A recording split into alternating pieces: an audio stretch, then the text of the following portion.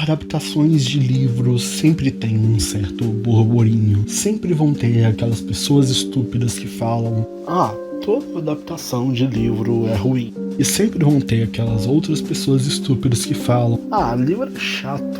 Se existe o filme, por que eu li o livro? E eu acho legal estabelecer o que é uma adaptação de uma obra para outra mídia diferente da original. Quando se fala em adaptação, é bem o que o nome já fala. Adaptar é pegar uma história que já existe e modificá-la para o que essa nova mídia pede. Seja no caso do cinema, dividir um arco em 3 atos, dar um visual concreto às descrições, trazer movimentos às cenas, dar uma trilha sonora e por aí vai. Ou no caso de quadrinhos, transcrever as palavras e cenas para dentro de um formato de quadro, de desenho. Ou na literatura, transformar o visual em palavras, trazer densidade pro texto e fazer com que você consiga imaginar o que é descrito e por aí vai. Não preciso dizer que esse é um trabalho difícil, que é muito complicado condensar toda a informação de uma mídia já existente para outra, e que não para só nessas limitações e poderes das mídias em questão, como vai para a cultura do país, de que vem a adaptação, ou até a situação política do momento histórico e a ideologia de quem faz. Então, não, é muito pobre só chegar e dizer que algo é ruim por não ser igual ao original. Cenas, personagens e acontecimentos às vezes precisam ser colocados ou retirados. E, na verdade, eu tenho um vídeo inteiro discutindo sobre esse ponto em específico que você pode ver clicando no card ou entrando no canal depois de terminar esse vídeo. Então eu não quero me aprofundar muito nisso. Algo também comentado no vídeo que eu falo mais especificamente de Duna parte 1 e minhas expectativas para a segunda parte é a dificuldade de adaptar certas obras específicas e como elas refletem muito suas mídias. E aqui eu vou mais longe. Várias dessas adaptações, principalmente de mangás, mostram muito mais um choque cultural de valores e convenções narrativas do que um roteiro ou forma ruim. Adaptar um quadrinho japonês que tem inspirações na mitologia chinesa e asiática em geral é bem mais difícil do que adaptar outro quadrinho inspirado em mitologias europeias, porque foram elas que formaram o imaginário ocidental. São com elas que temos mais contato, não as asiáticas. Acho que estabelecer esses pontos são importantes para todo o resto do vídeo. Então, vamos lá. Esses tempos eu tenho lido O Senhor dos Anéis, e agora eu percebo quão realmente deve ter sido desafiador adaptar essa história para o cinema. E talvez mais ainda, quão difícil deve ter sido acreditar que esse projeto iria para frente e daria bons resultados. A gente sabe que existiram tentativas antes, e se você não sabe, fica tranquilo que vai ter um vídeo sobre elas no futuro. Mas nenhuma delas conseguiu pegar aquele todo e fazer certinho. Algumas não tinham a grandiosidade que a história pedia, e outros não chegavam nem na segunda metade da história. A Terra-média é um universo denso. Cada espécie, povoado, grupo e lugares tem suas próprias histórias e costumes. O Hobbit no Condado é muito diferente de um Hobbit de outros lugares. Às vezes, o Tolkien passa parágrafos e mais parágrafos escrevendo alguma história que se passou dentro daquela mata, daquela floresta, daquela montanha, daquela vila. Isso quando ele não conta mais de uma história e a gente tem um capítulo inteiro dos 4 hobbits andando numa estrada sinuosa. E essa é a beleza do livro, sabe? É acompanhar essa aventura e conhecer esses lugares e suas histórias por tanto tempo que você se sente parte daquele grupo. Às vezes você lê o Hobbit e sente que é um humano na idade contemporânea lendo o livro vermelho do Bilbo. É fantástico. Eu ainda não assisti os filmes do Peter Jackson, até porque eu ainda tô lendo o livro, mas me deixa muito feliz saber que aquela versão que tivemos no início dos anos 2000, feita por um neozelandês fã de Beatles e diretor de cinema trash, soube trazer bem os escritos do Tolkien, um professor universitário, linguista e filólogo. Por mais que eu saiba que o Tolkien não gosta de alegorias e diz que isso não é presente na obra dele, Eu discordo. Pode soar meio pedante querer contrariar um dos maiores escritores do século XX. Mas o canal é meu, né? Eu posso falar quase tudo que eu quiser. E esse é um ponto que eu discordo muito dele. Vamos voltar no tempo, para a primeira metade do século XX. E é aqui que eu peço para vocês me corrigirem caso eu erre alguma coisa. Esse universo mágico surge de forma embrionária da simples vontade do Tolkien de contar histórias para os seus filhos. E é assim que surge a história de um hobbit preguiçoso que é convocado para ser um gatuno de um grupo formado por anões e um mago misterioso. E de início era para ser só isso. Mas como você deve bem saber, o Tolkien era antes de tudo um acadêmico. E foi nessa paixão por línguas e mitos, fábulas, contos fundadores da Europa Central, Oriental e Europa anglo-saxônica, como Beowulf, os mitos arturianos e o Anel do Nibelungo, que ele sentiu a necessidade de traduzir textos, pesquisar sobre e, mais posteriormente, criar línguas e mitos, algo que ele sentia que faltava na Inglaterra, o que obviamente gerou diversos paralelos entre essas obras. O Tolkien também serviu a Inglaterra na Primeira Guerra Mundial e vivia naquele caos de Europa do início do século, aquele período de decadência do capitalismo como meio de produção e a introdução do liberalismo econômico pós-quebra da bolsa. O Tolkien viu muitas daquelas vilas, fazendas, árvores e da natureza se sobreposto por concreto e tijolo, por indústrias, pobreza e a segunda revolução industrial. Então, em Hobbit e Senhor dos Anéis, tem muita nostalgia e apreço por aquilo que é distante da mão dos homens, distante do mal humano. Algo visível nas páginas da trilogia de Senhor dos Anéis é que a Terra-média está em decadência, não só por causa de Sauron, mas principalmente pela extinção da magia e luz, e a consolidação do homem e sua industrialização. O que é bastante visível de onde vem essa visão quando olhamos em qual momento histórico o autor viveu, em como ele viu o mundo como cristão e como as produções filosóficas gregas o influenciaram.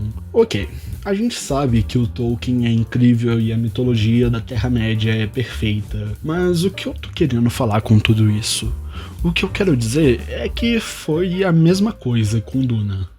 Duna é incontestavelmente uma das obras mais importantes da ficção científica e discutivelmente é a mais influente lado a lado com sua cria Star Wars. Existe a ficção especulativa antes de Duna e depois de Duna. Foram a partir dessa obra e de outros contemporâneos como Androides Sonham com Ovelhas Elétricas e 2001 que, com o reflexo da Guerra Fria, a ficção científica saiu daquela visão positiva vinda de Isaac Asimov, mesmo ainda tendo alguns representantes como Star Trek, ou daquela fantasia de espada e planeta vindo das Crônicas de Marte e de uma ciência muito mais mágica do que palpável, indo para o que tivemos nas décadas seguintes, o New Wave, o Cyberpunk, mundos apocalípticos sem qualquer esperança de futuro e envolto de capitalismo tardio, aonde até com o fim de tudo que conhecemos, esse sistema opressor continua vigente. Olha,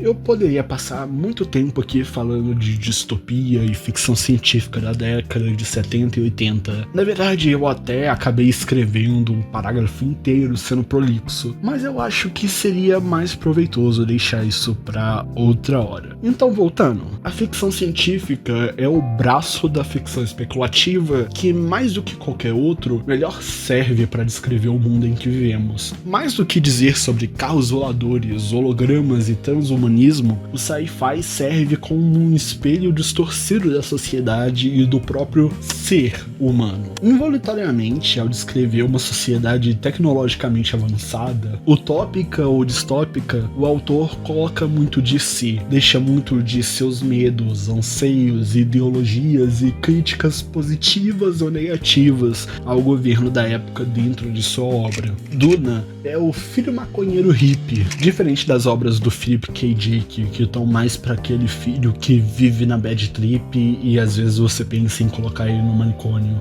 O livro surge nos anos 60, no momento no qual muita coisa estava acontecendo, muita coisa. Um presidente americano foi assassinado, os Estados Unidos entraram em mais uma guerra sem sentido, a bitomania e a invasão britânica, diversas ditaduras na América Latina, o estabelecimento da televisão como o principal meio de comunicação, a descoberta do LSD, o advento da psicodelia em busca de autoconhecimento, o espaço-futurismo, o revivalismo medieval, os Panteras Negras, os movimentos feministas, a pop art, a nova Hollywood e muito mais. O Frank Herbert estava de olho nisso. Ele experimentava com alucinógenos como cogumelos e, junto de uma pesquisa acadêmica sobre as dunas do sul dos Estados Unidos, foram o que o levaram às primeiras ideias de Duna. Sendo sincero, é muito difícil para mim entender o espectro político do Frank Herbert. Reflexo da minha burrice, da mente inquieta do Herbert ou da vida dele, o máximo que eu consigo afirmar é que ele era anti-hierarquia, pessimista e conservador. O que importa é que Duna é sobre colonialismo, genocídios de povos originários e o mito do Salvador. Tudo isso envolto de fantasia, ficção científica, guerras, tramóias políticas, culturas próprias e centenas de dezenas de anos de pano pra manga em 6 livros. Eles penaram pra adaptar um livro. Imagina o desafio que o Denis Villeneuve tem pela frente. Eu não vou mentir que eu não tô muito empolgado. E esse vídeo é basicamente uma carta de amor pra esse projeto.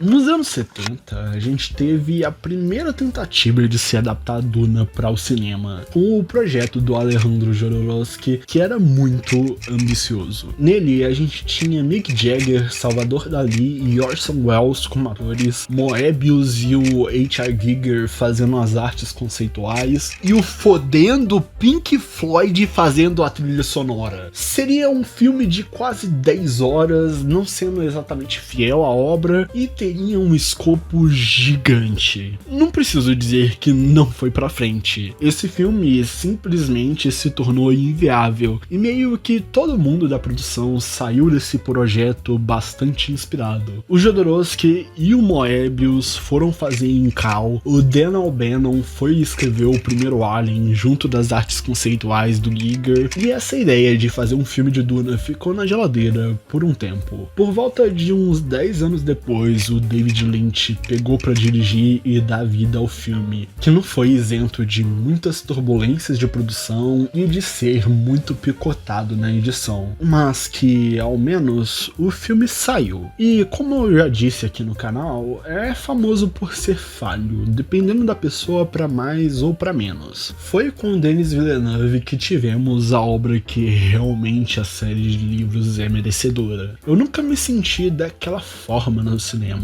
Talvez só com Godzilla Minus One e quando assisti pela primeira vez a tela de Star Wars rolar na minha frente. Então sim, pra mim esse filme foi sim grande coisa. E por que não acabar a introdução aqui? Sim, introdução. E ir na trama. Na trama, nós temos a Casa Atreides recebendo pelo Imperador a missão de governar e explorar o planeta de Arrakis. Planeta esse que detém da especiaria, material mais precioso do universo, do qual é fundamental para a exploração espacial e deslocamento de naves, podendo também expandir a mente humana e aumentar a percepção sensorial, sendo usado principalmente pelo povo Fremen, originários de Arrakis e que sofrem de genocídio, repressão e apagamento pelo Império Galáctico. Como colocados como os novos senhores de Arrakis, a família se torna obstáculo nas ambições de outras casas, como principalmente a Casa Harkonnen, que anteriormente governava o planeta. E é nesse momento de mudança, saída forçada do conforto e estranhamento com a Ordem das Bene Gesserit, que a história começa. Pela visão do Paul Atreides, filho do Duque Leto, líder da Casa Atreides.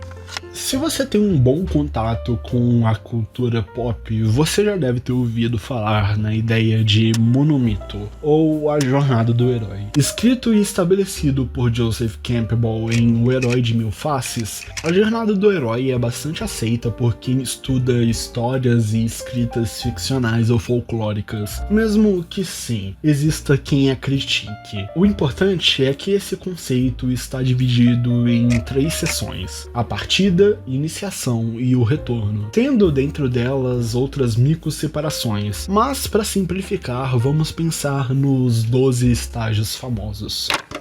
Este é o planeta de Caladan, o mundo comum. O filme inicia como toda jornada do herói faz. Vemos o protagonista em seu mundo ordinário. Sendo nobre ou não, o Paul está em só mais um dia dentro de vários outros dias de sua vida. Ou ao menos é o que ele acha em um primeiro momento. Vemos ele tomando café com a mãe, somos introduzidos aos poderes dela e do filho, e vemos ele estudando, ouvindo livros e tendo aulas de autodefesa. Quando é chamado para um encontro com a reverenda madre das Bene Gesserit, que o enche de dúvidas. E, além disso, o seu pai é chamado ao dever de governar Arrakis. Ou, como filho do duque e futuro líder da casa Atreides, não deseja o poder. Ele não quer assumir a posição de seu pai e muito menos ir para Arrakis. Essa é uma viagem que ninguém quer, sendo refletida até mesmo nos visuais e na natureza daquele momento. Apesar de bastante rico em recursos naturais, o planeta de Caladan está o tempo todo melancólico, nublado, pronto para chover. O filme ganha muito não só na composição, mas na atuação dos personagens. Todos exibem um rosto de pesar, aonde todos são obrigados a ir à missão. Porém, é no encontro com o mentor, no caso o próprio Duque Leto, que esse fardo se torna um pouco mais suportável. Afinal, o seu pai também não desejava o poder. Ele queria ser piloto,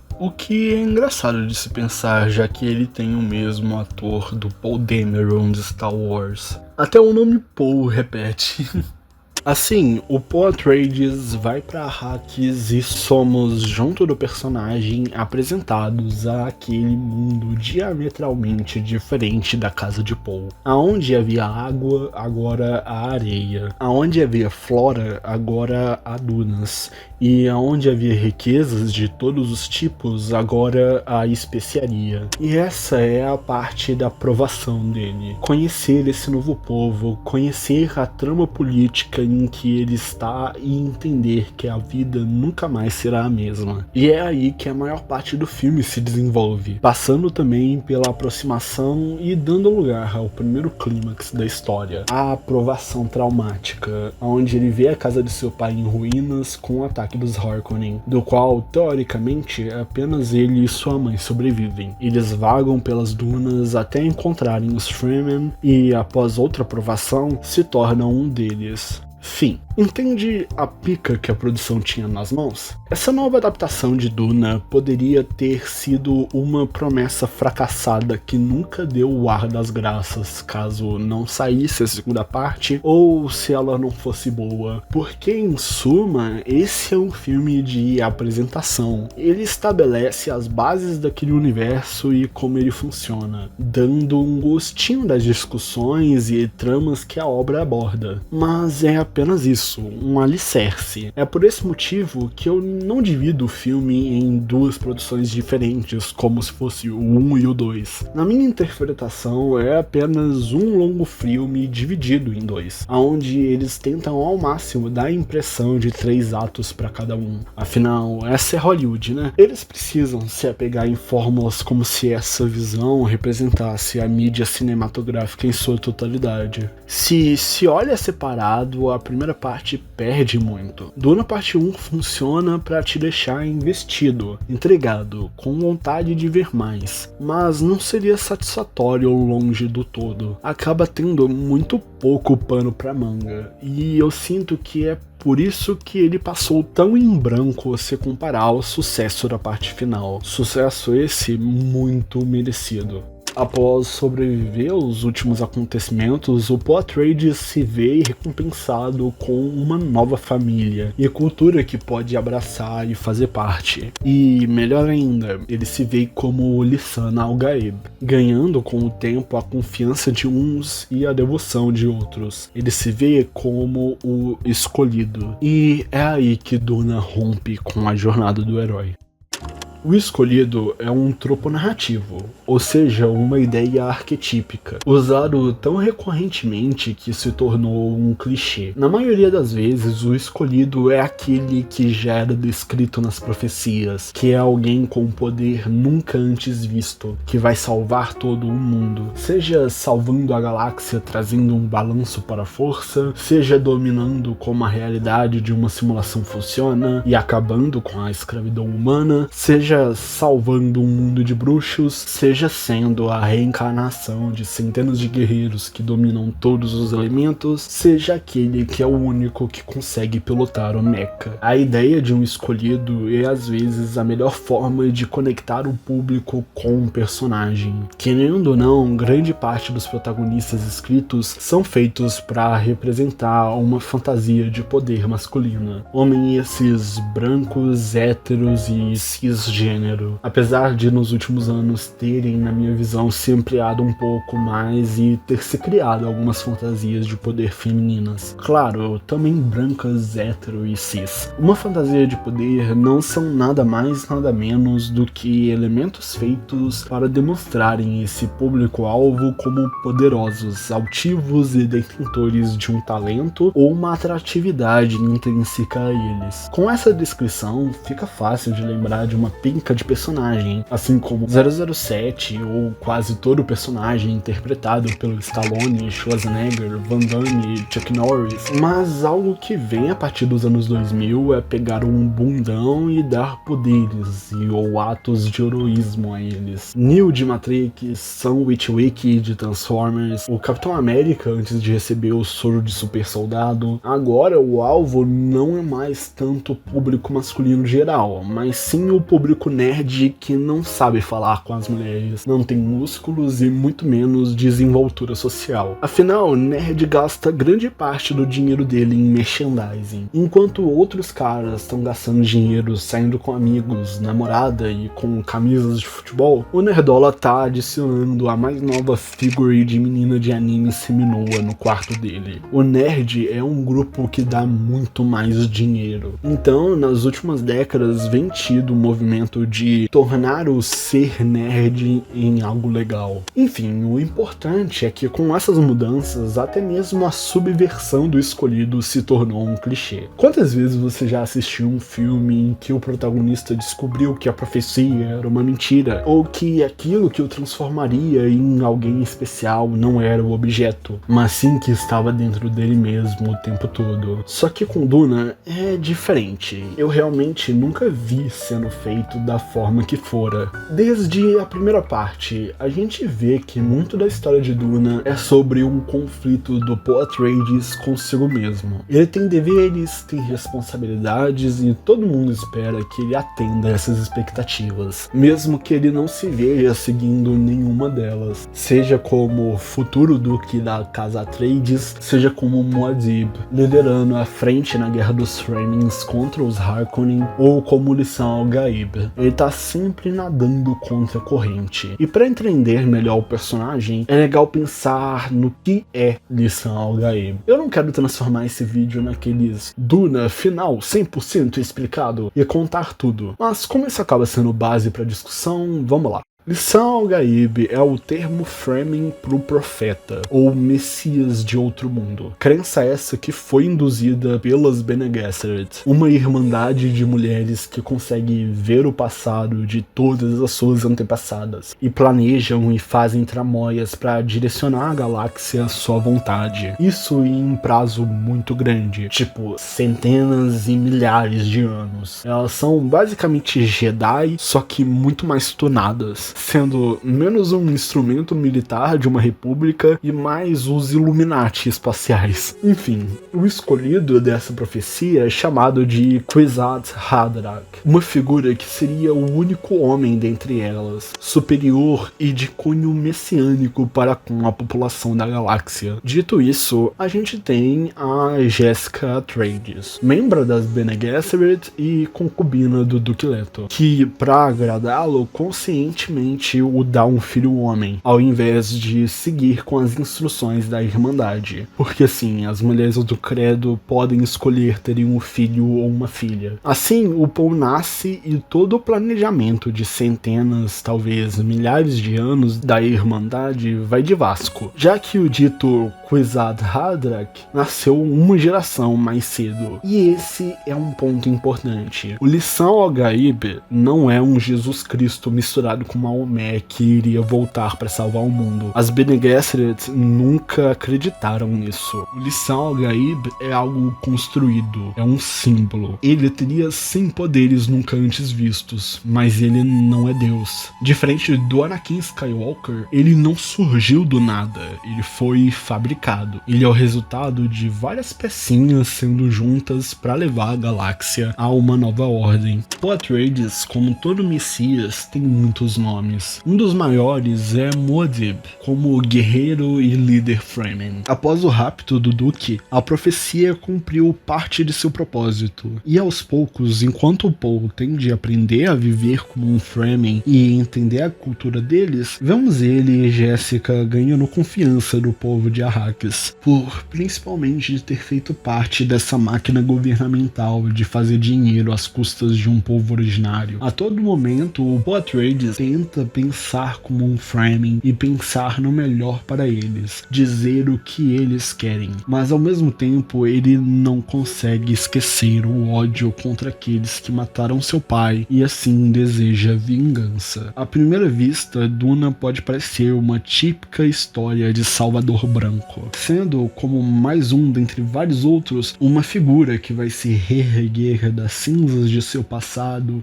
e salvar um povo oprimido. Porém, tem muito mais por detrás das aparências. Ele nunca vai deixar de ser um Atreides, e mesmo que queira muito, ele nunca vai ser inteiramente Fremen. Quando se pensa minimamente na trama que está na sua frente, Duna se mostra uma obra bastante difícil em comparação a outras ficções científicas de sua época. De forma alguma, ela é difícil de entender, mas eu acho que outras obras são bem mais palatáveis. Isso vem muito desse posicionamento político e sua abordagem, dessa densidade que grande parte dos personagens detém. Alguns são sim só maus, ou são só gananciosos, mas não aqueles que têm maior foco. O Duque Leto era sim uma boa pessoa, era benevolente e todos o serviam por sua hombridade, mas ele ainda era um nobre filho da puta, tirando as riquezas de todo um planeta e o povo para o Império. As Bene Gesserit são as antagonistas do Paul, mas elas não são más, elas seguem um pensamento utilitário com certeza, porém buscavam direcionar a humanidade ao longo de um caminho de percepção e estabilidade. O Paul pode ser o herói da história, mas da mesma forma ele é humano, e como humano é suscetível a erros, assim também como qualquer líder. Paul Atreides é um falso messias, e não apenas por não ter vindo de fonte divina. Líderes carismáticos são grande parte dos problemas políticos da história da humanidade. Napoleão, Hitler, Mussolini, Getúlio Vargas, Dalai Lama, todos são caras terríveis que de alguma forma pessoas acharam ou acham carismáticos. O Paul, caso não fosse fictício, seria só mais um deles. Ele é um símbolo, um herói, aquele que vai trazer a resposta para todos os problemas. E esse é o exato motivo do porquê ele é a ruína da galáxia. É claro, nem todos o viam como esse Messias. Alguns o viam como um aproveitador de um povo carente, porém ele invariavelmente levava mais e mais seguidores em seu caminho sangrento. A presciência de Duna não é certa. Quando o Paul e a Jessica fogem para o deserto e o Paul tem contato com a especiaria, ele começa a despertar seus poderes de ver o futuro. Porém, tudo é bastante incerto. Existem vários caminhos, todos com diversas possibilidades cada um. Não sabendo como controlar e entender suas visões, o sentimento de apreensão no Paul e no público aumenta mais ainda. Será que aquele futuro horrível realmente irá se tornar real? Será que realmente terá uma Jihad com o povo Fremen lutando em seu nome e levantando a bandeira de sua casa? Após a Lady Jessica tomar a água da vida e se tornar a reverenda madre dos Fremen, ela faz uma procissão até o sul do planeta Arrakis, região da qual existe uma vertente do povo Fremen mais extremista, chamada de fundamentalistas. A partir de suas visões confusas, o Paul entende que não deve acompanhar a mãe, ou todos os seus medos se tornariam realidade. Basicamente, ela foi transformar o Paul em um líder, foi incitar a população e adquirir mais e mais seguidores cegos pelo Alisson Al-Gaib. Era a única forma de proteger o seu filho.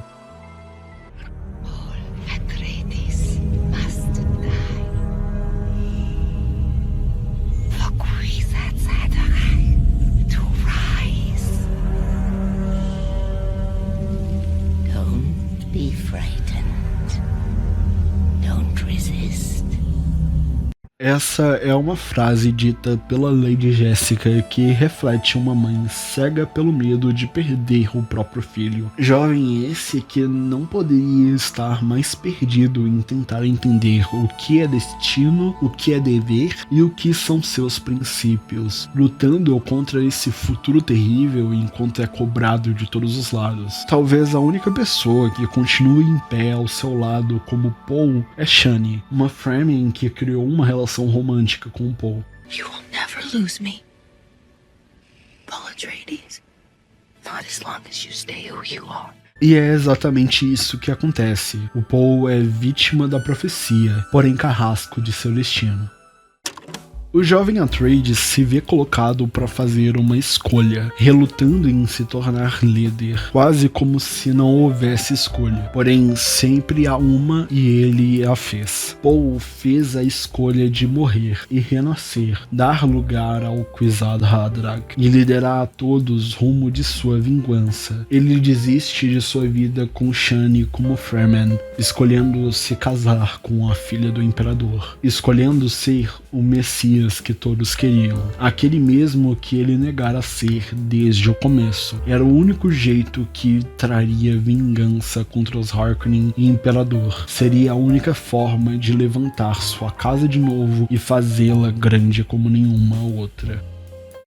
Duna, de Denis Villeneuve, é um filme muito único. Eu me apaixonei desde a primeira assistida, e essa foi a primeira obra que me fez mover mundos e fundos para assistir 2 vezes no cinema. Por um bom tempo eu não conseguia pensar em outra coisa. Com todos os elementos que eu citei no vídeo todo, fica bem claro a dificuldade e a responsabilidade que uma obra dessas tem, que claramente fala sobre guerras religiosas, teocracias e líderes com grande poder de controle político e religioso, enquanto projeta nas culturas do Oriente Médio, África e Ásia. A obra original é o resultado de um cara Chapado de cogumelo discutindo politicagem espacial como se fosse um estudante de relações internacionais. As visões de um cara ateu que demonstra uma visão anticolonialista e de interesse nas culturas africanas e orientais estão lá ao mesmo tempo que se chocam com seu relacionamento com o Partido Republicano. E esse é um lado que eu só fui entender pesquisando para esse vídeo. O dito pessimismo do Frank Herbert se torna praticamente reacionário quando visto pela lente certa. Apesar de estar tentando alertar, explorando o que torna o herói sedutor e carismático num possível monstro, as contradições na ideologia de seu autor transformam a obra original em intrinsecamente extremamente dialética. Por estar embanhado de conservadorismo, o autor não discute a sedução do imaginário fascista, dando espaço para a extrema-direita se apropriar de Duna, vendo no super-homem e no líder messiânico Paul Atreides justamente um hino à eugenia e um monumento a essa estética fascista. E isso não necessariamente quer dizer que Duna é de extrema-direita ou que o livro deve ser ostracizado, mas que vivemos num mundo onde a arte não está num vácuo, e por mais que a morte do autor exista, devemos estar cientes de suas limitações. O filme parece entender isso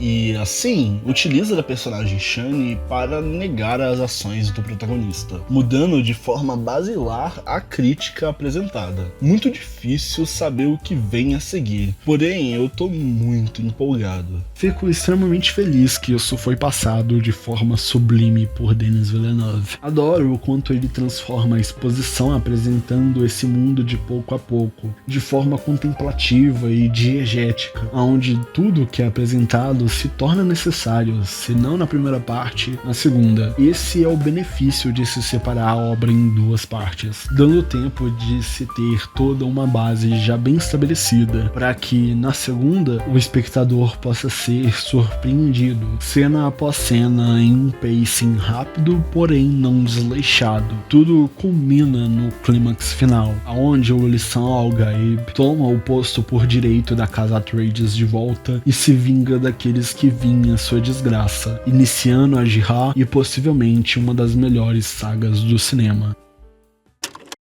Bom, é isso. Muito obrigado por terem assistido até aqui. Esse vídeo deu um trabalho ferrenho. Eu ainda nem comecei em edição, mas eu já tô extremamente preocupado com a minha saúde quando eu terminar isso. Deem like, compartilhem e todas essas coisas de youtuber. Escrevam aí embaixo o que vocês acham de Duna Parte 2. Se tem alguma obra que você acha que seria legal aparecer aqui no canal, ou mais vezes, ou pela primeira vez. E é isso. Se cuidem.